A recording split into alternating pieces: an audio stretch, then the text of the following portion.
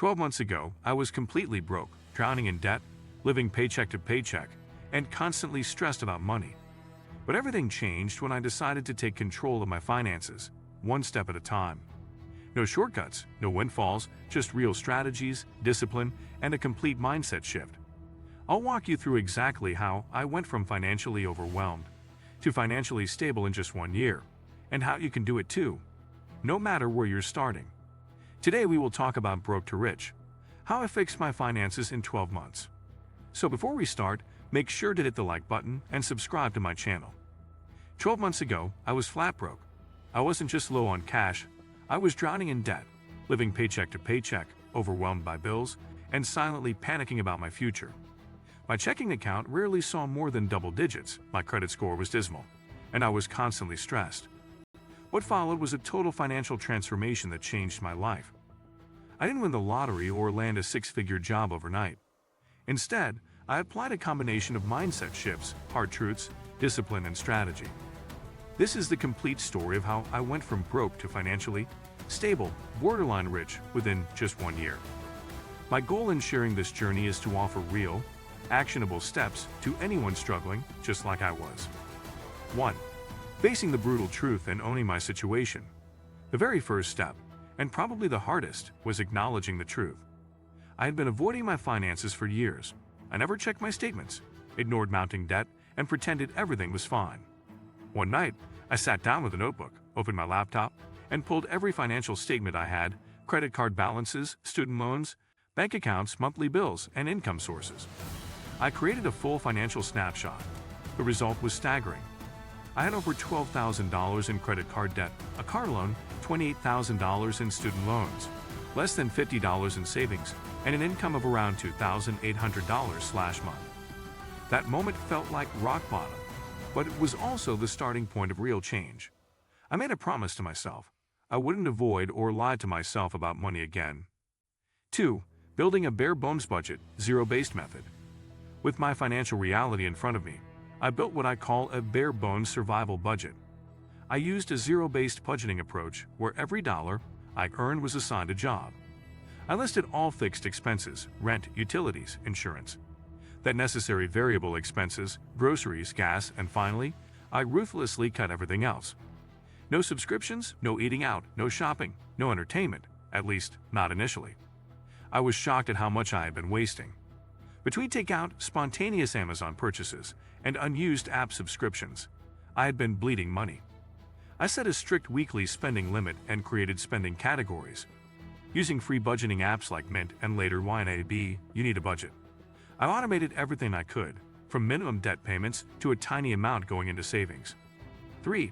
Increasing my income with side hustles and freelance work. Budgeting alone wasn't enough.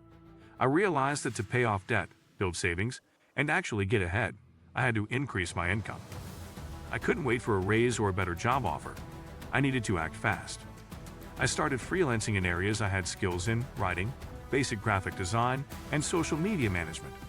I signed up on platforms like Upwork, Fiverr, and Freelancer, and within a few weeks, I was making an extra $300 to $800 per month. I also picked up part-time weekend shifts at a local coffee shop, even though it meant sacrificing social time. At one point, I delivered food for DoorDash in the evenings just to put an extra $20, $30 in my pocket. Every extra dollar went toward debt or savings. It was exhausting, but temporary, and every bit helped build momentum. 4. Attacking my debt with the avalanche method. With a budget in place and more income flowing in, I turned my attention to my most pressing enemy: debt. I had 5 credit cards, each with different balances and interest rates. I used the avalanche method, where I paid the minimums on all debts and focused all my extra money on the highest interest one first. I listed my cards from highest to lowest interest and paid aggressively. I also negotiated with credit card companies to reduce interest rates. Some said no, but 2 agreed to lower my APRs after I explained my situation. I used balance transfer offers with 0% interest, carefully reading the terms to consolidate and reduce interest fees.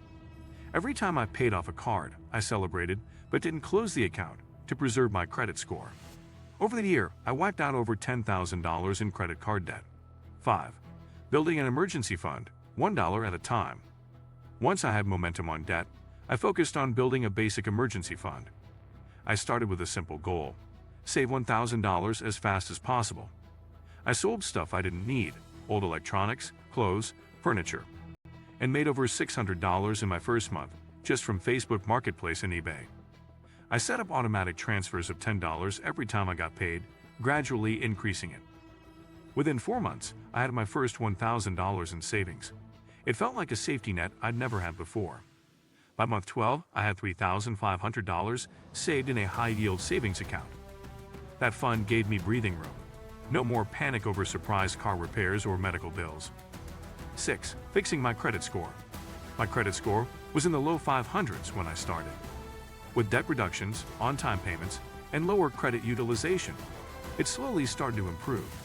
I checked it monthly through free services like Credit Karma. As my score climbed into the 600s, I became eligible for better financial products. By the end of the 12 months, I had raised it to 720, putting me in the good range and unlocking better loan and housing options. 7. Changing my money mindset completely. Arguably, the most important transformation wasn't in my bank account. It was in my mindset. I had to stop seeing money as a source of stress and start seeing it as a tool for freedom.